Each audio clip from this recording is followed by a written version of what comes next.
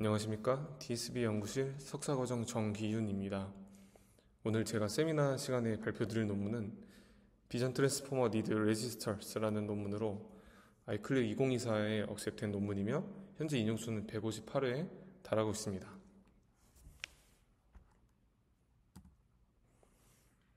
본 논문에 대한 발표는 다음과 같은 순서로 진행하도록 하겠습니다. 가장 먼저 오버뷰에 대한 설명드리겠습니다. 본 논문을 요약하자면 비전 트랜스포머가 패치 중 일부를 글로벌 인포메이션의 저장 창고로 사용했다는 것을 밝힌 그런 연구라고 할 수 있습니다.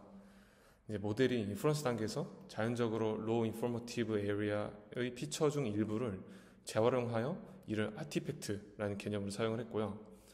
아티팩트는 실제 해당 영역의 로컬 인포메이션을 상실하면서 글로벌 인포메이션을 저장하는 데 사용이 됩니다. 그런 다음에 CLS 토큰 임베딩 계산 등과 같은 인터널 컴퓨테이션에 사용되게 되는 방식을 취하고 있습니다. 아래는 이제 비전 트랜스포머 구조를 사용하는 방법론들의 어텐션 맵 시각화 결과인데요. 실제 오브젝트가 있는 영역 말고도 배경 부분에 이렇게 높은 어텐션 스코어가 찍혀 있는 것을 볼 수 있습니다. 이런 부분들이 방금 말씀드린 이제 아티팩트라는 패치들입니다.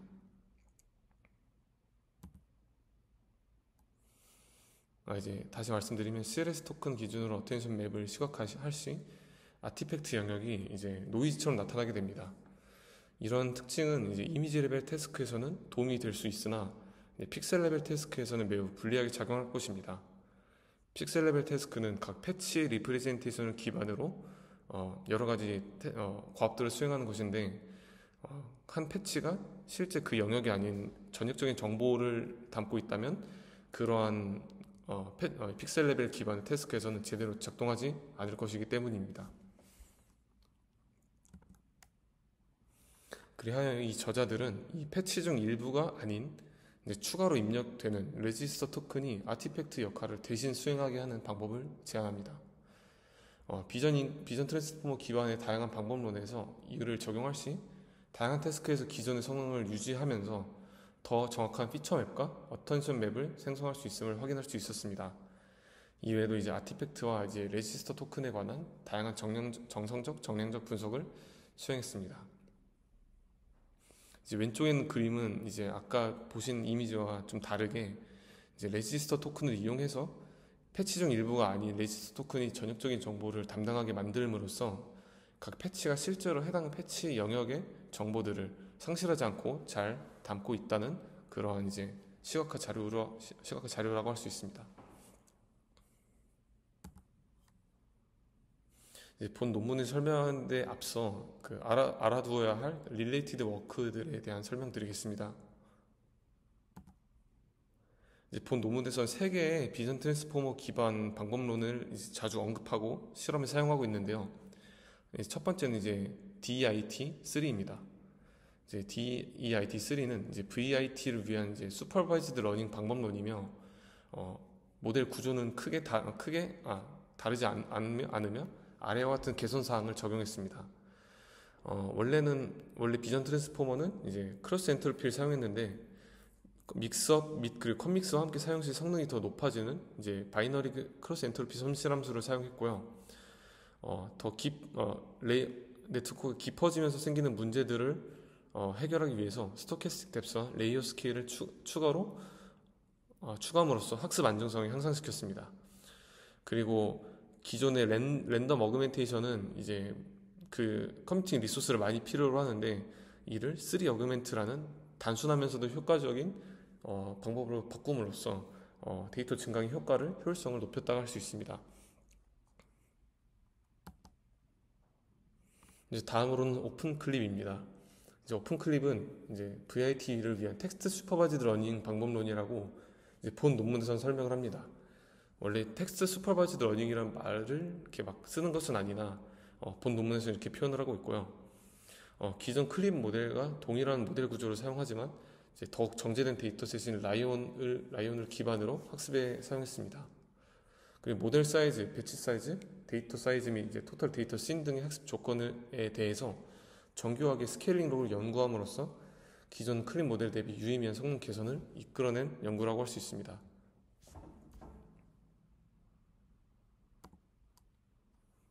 네, 마지막으로는 이제 다이노 버전 2입니다.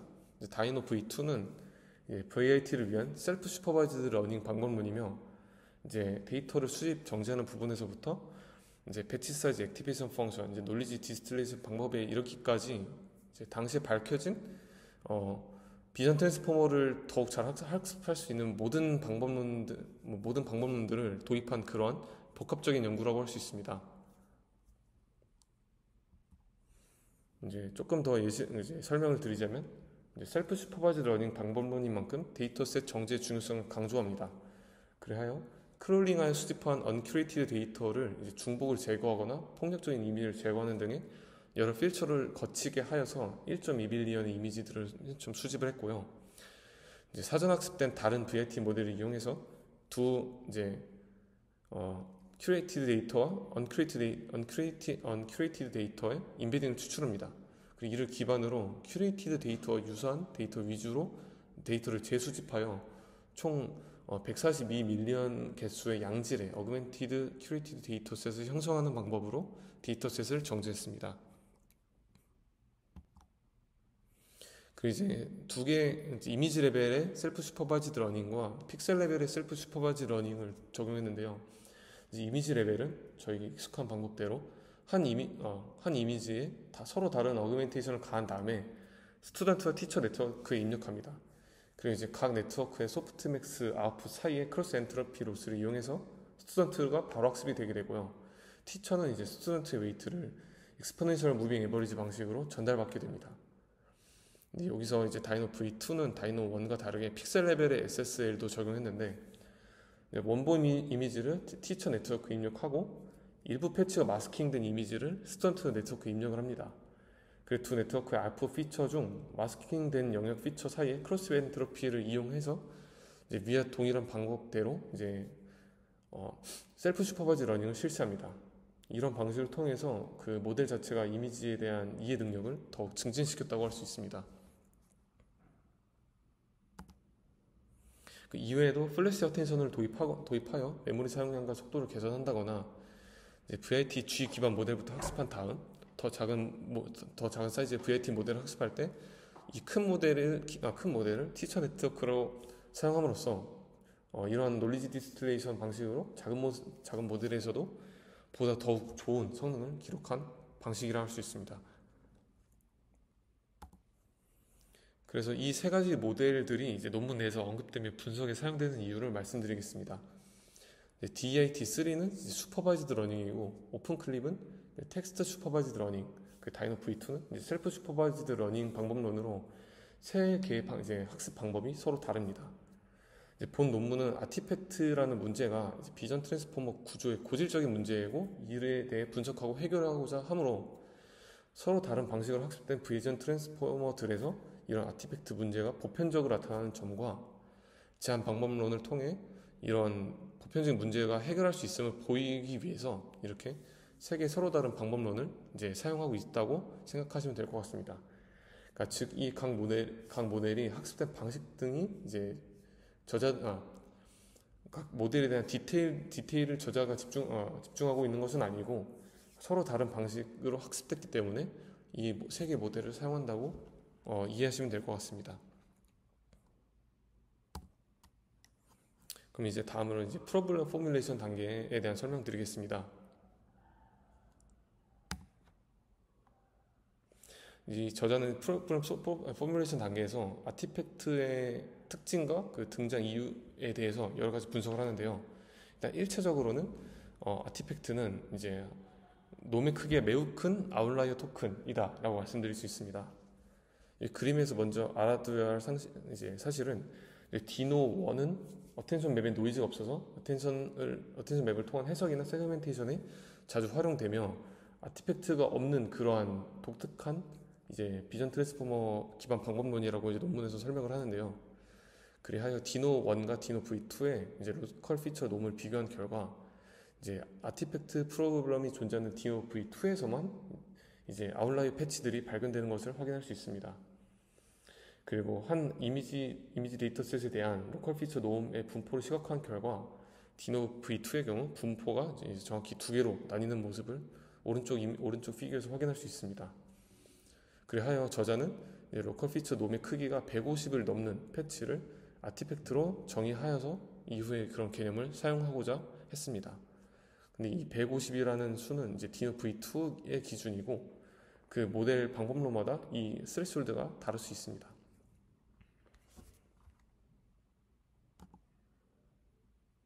그래서 전체적인 아티팩트 수는 이제 그러니까 이 분석에 사용한 스몰 이미지 데이터셋 결과 2.37% 정도임을 이제 언급을 했습니다.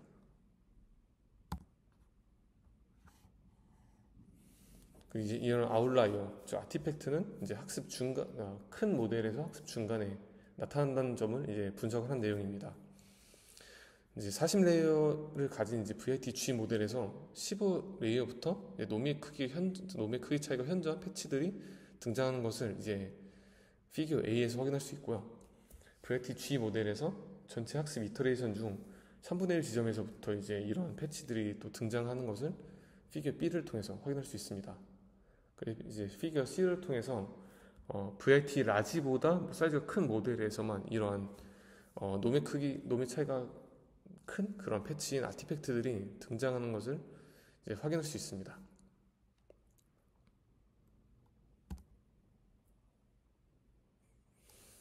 그럼 이 다음으로 이제 아티팩트가 갖는 기본적인 특징과 그리고 어떤 단계에서 나타나는지를 분석했다면 그러면 어떤 특징을 갖는 패치가 아티팩트로 재활용되는가에 대한 바를 파악하기 위한 분석입니다.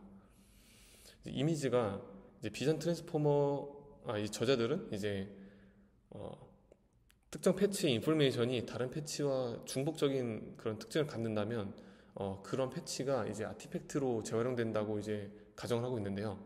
이를 분석하기 위해서 비전 트랜스포머에 인코드의 한 이미지가 입력되기 직전에 이제 패치 인베딩 레이어에서 나온 그런 패치 인베딩 값을 분석에 사용했습니다. 그래서 한 패치의 인베딩과 인근 4개의 패치 인베딩 사이 유사도를 계산하여서 아티팩트와 아티팩트가 아닌 나머지 일반적인 패치로 구분하여 유사도 분포를 시각화했습니다. 그렇게 시각화한 결과 이제 왼쪽 피규어에서 이제 주황색으로 보이는 부분이 이제 아티팩트 패치의 분포인데 일반 패치에 비해서 아티팩트들은 인근 영역과 패치 인베딩 유사도가 매우 크게 분포하고 있음을 확인할 수 있습니다. 이를 통해서 이제 아티팩트는 인근 토큰과 중복되는 특징을 갖는 영역에 생긴다고 유추할 수 있는데요. 정성적으로 파악해도 이제 단조로운 색상과 단조로운 특징을 갖는 배경 부분 중 일부가 그런 부분에 아티팩트들이 주로 분포함을 확인하면서 이런 이제 스테이트먼트가 이제 일치함을 확인할 수 있습니다.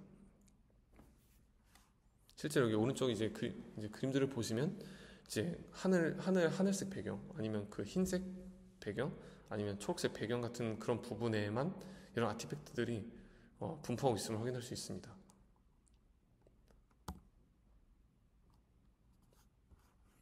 그리고 이제 아티팩트가 이제 실제로 로컬 인포메이션을 상실하는 방향으로 사용이 되는지를 알아보기 위해서 아래 2개의 실험을 수행했습니다. 이제 포지션 프레딕션과 픽셀 리컨스트럭션인데요.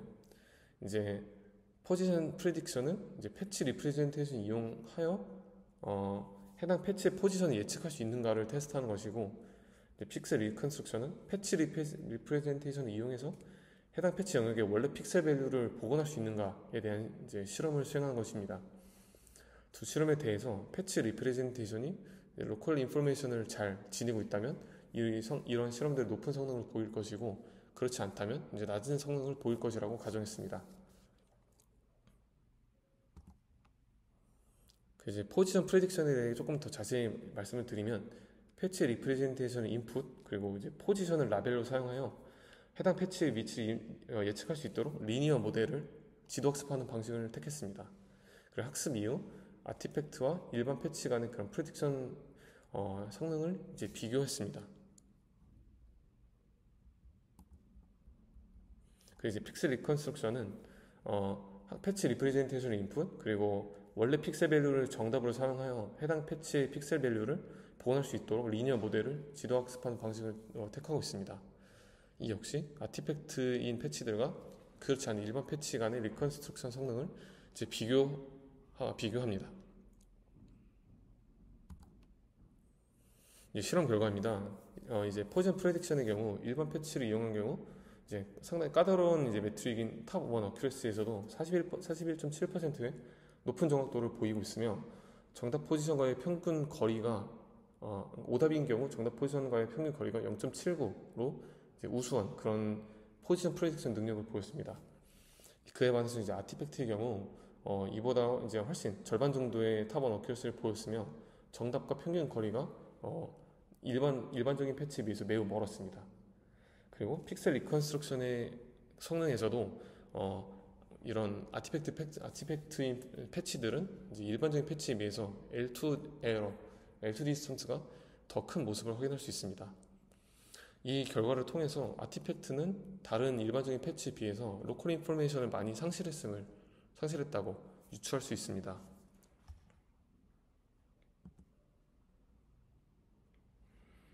그러면 이제 아티팩트가 그럼 실제로 글로벌 인포메이션이 저장되는 방식으로 작동했는가에 대한 여부와 그 정도를 분석하기 위한 실험을 고안했습니다.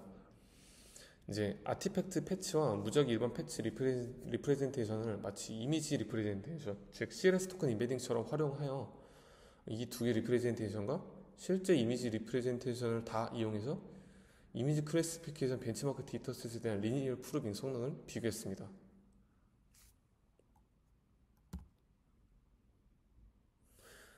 이제 그 결과 아티팩트 리프레젠테이션은 이제 CLS 토큰 리프레젠테이션만큼 높은 이미지 클래시피케이션 성능을 보였습니다. 그리고 무작위 일반 패치 리프레젠테이션은 이에 반해서 매우 낮은 클래시피케이션 성능을 보이면서 일반적인 패치 성능을 보였습니다. 이를 통해서 아티팩트는 CLS 토큰에 버금가는 풍부한 글로벌 인포메이션을 지니고 있다고 유추할 수 있습니다.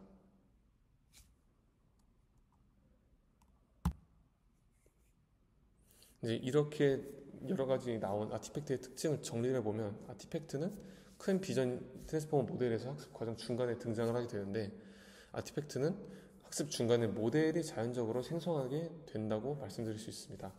그러니까 따로 이렇게 이런 유도한 방식이 있지는 않습니다. 그 다음으로는 아티팩트는 인근 패치에 대한 이제 리던던트한 특징을 갖고 있고, 즉 인근 패치와 중복되는 특징을 갖고 있고, 그리고 아티팩트는 해당 영역에 대한 로컬 인포메이션을 거의 갖고 있지 않게 됩니다. 인근 패치와들과 중복되는 로우 인포머티브한 패치를 이제 아티팩트를 사용하고 해당 영역의 로컬 인포메이션을 해당 아티팩트에 저장하지 않는 방식으로 작동하는 것입니다.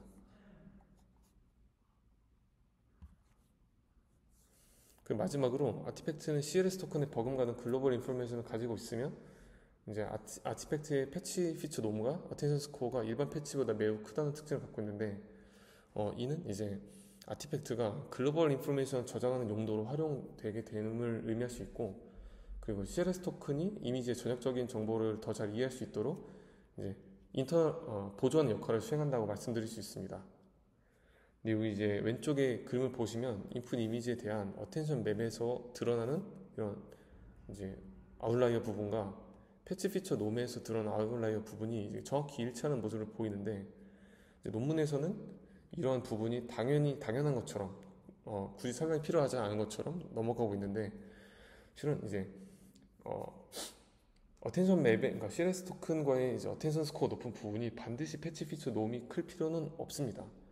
근데 이 부분이 왜 이렇게 될까 생각을 해봤는데, 개인적인 생각이지만 이제 2% 내외의 적은 그 아티팩트들이 이제 CLS 토큰의 어텐션 업데이트에 유의미한 글로벌 정보를 이제 업데이트 시켜줄 수 있도록 어텐션 스코어뿐만 아니라 이제 밸류 값까지 같이 매우 커졌기 때문에 어텐션 스코어뿐이 아닌 패치 피처 놈까지 커진 것이 아닌가 이렇게 유추하고 있습니다. 다만 이러한 내용은 논문에 서술되어 있지 않기 때문에 발표자의 개인적인 생각임을 알아주시면 감사하겠습니다. 그리하여 이제 가설과 이제 해결 방법 파트인데요. 그럼 이제 아티팩트 존재가 어떤 문제가 되는가에 대한 설명입니다.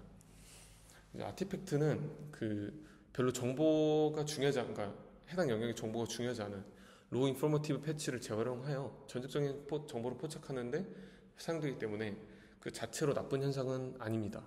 하지만 해당 영역의 로컬 인포메이션을 상실한다는 점에서 다양한 픽셀 레벨 태스크 성능이 악화될 가능성이 농후합니다.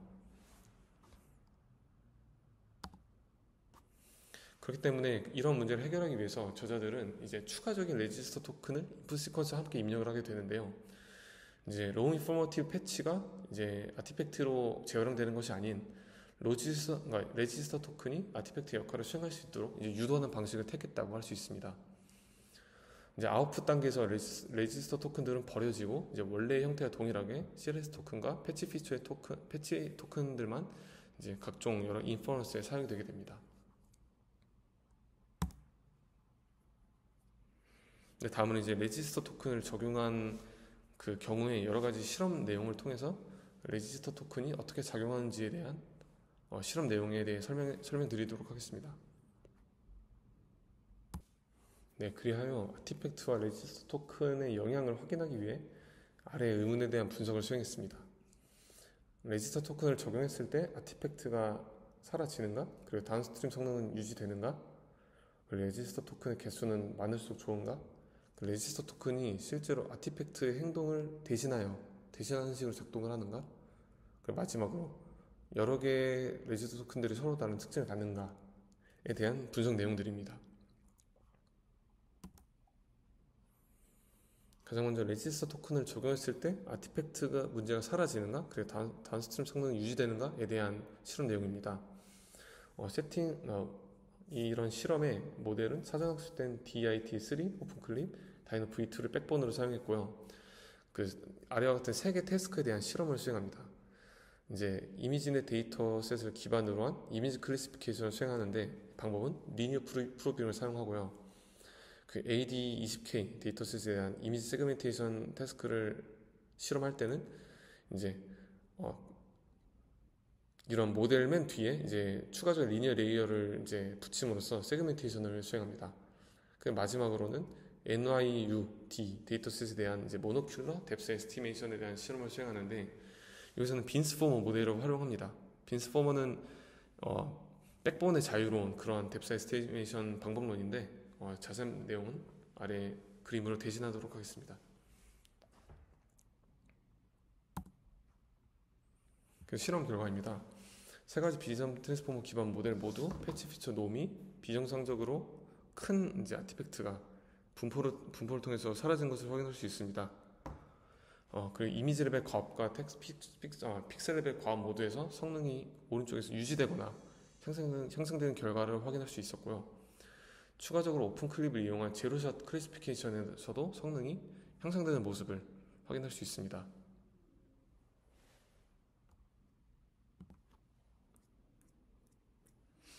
그 다음으로 레지스터 토큰의 개수는 많을수록 좋은가에 대한 실험 내용입니다. 모델은 이제 레지스터 토큰이 없는 경우부터 16개인 경우에까지 다이노 V2 모델을 각각 학습하고요. 아까 전과 같은 그런 3개의 태스크에 대한 실험 성능을 이제 비교함으로써 레지스터 토큰 개수의 영향에 대해서 분석하고 있습니다. 실험 결과 이제 첫 번째 있는 그림들을 봤을 때 레지스터 토큰이 하나만 있어도 어텐션 맵상의 아티팩트 문제는 해소됨을 확인할 수 있습니다.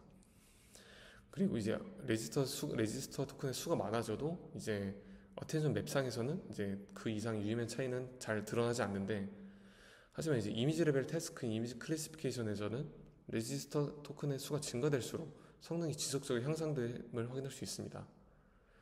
하지만 픽셀 레벨 태스크에서는 이제 최적의 레지스터 토큰 개수가 있는 것으로 확인이 되었고, 그리고 저자는 한 4개 정도가 적절한 것 같다라고 판단을 하고 있습니다. 네, 다음으로는 레지스터 토큰이 실제로 아티팩트의 역할을 대신하는가에 대한 실험 내용입니다. 네, 모델은 디노 V2를 사용했고요. 이제 방법으로는 2가지를 이용했는데, 이제 CLS 토큰, 패치 토큰, 그리고 레지스터 토큰의 노음을 시각하는 방식을 1차적으로 사용을 했고요.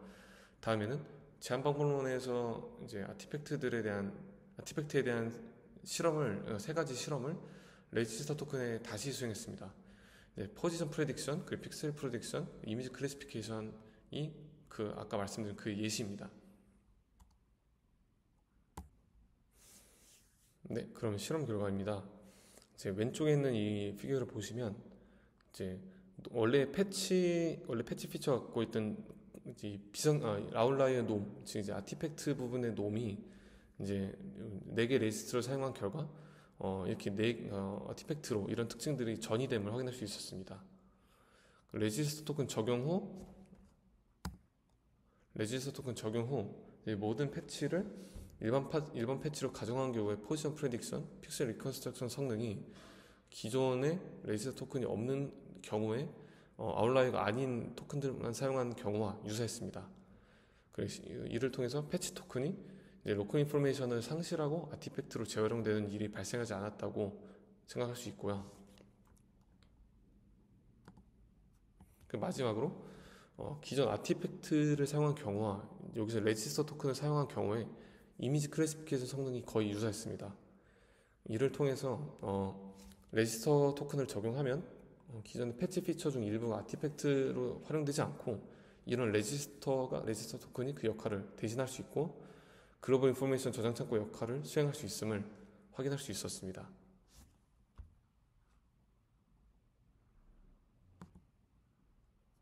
그리고 마지막으로는 여러 개의 레지스터 토큰들이 서로 다른 특징을 갖는가에 대한 분석 내용인데, 아까 보여드렸던 피규어처럼 레지스터 토큰을 여러 개를 입력한다면 각 그 레지스터 토큰마다 그 놈의 크기가 서로 다른 특징을 보였습니다.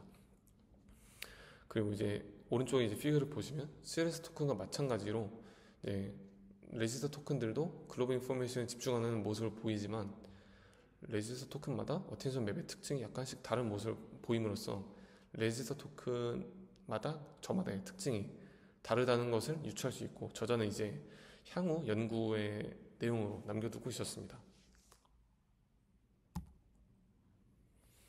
네, 그럼 마지막으로 결론에 대해 말씀드리고 발표를 마치겠습니다. 본 논문은 다양한 유형의 비전 트랜스포머에서 아티팩트가 발생한 이유를 명확하게 설명하고 이를 해결하기 위한 직관적인 방법을 제시했습니다. 그리고 제시한 해결 방안이 실제로 저자의 의도와 정확히 동일하게 기능함을 여러 가지 실험을 통해서 확인을 했고요. 그리고 다양한 모델 구조, 다양한 학습 방법을 가진 DIT3 오픈클립 디노 V2와 같은 모델 구조에 대해서 해당 방법이 항상 보편적 효과가 있음을 입증한 그런 좋은 논문이라 할 수 있습니다. 한계점으로는 디노 V2가 아닌 디노 모델, 그냥 디노 V1 모델은 처음부터 아티팩트 문제로부터 자유로운 비전 트랜스포머 방법론으로 소개되는데, 근데 이에 대한 자세한 설명이 없다는 점이 아쉬운 점이었습니다. 디노 V1과 다르게 디노 V2는 픽셀 레벨 셀프 슈퍼바이즈드 러닝까지 도입했는데, 근데 이런 디노 V2에서도 아티팩트 문제가 발생하는데 왜 디노 1에는 이런 게 없는지 좀 자세하게 분석하지 않은 점이 다소 아쉬웠던 점이라고 할 수 있습니다. 네, 이것으로 발표를 마치도록 하겠습니다. 감사합니다.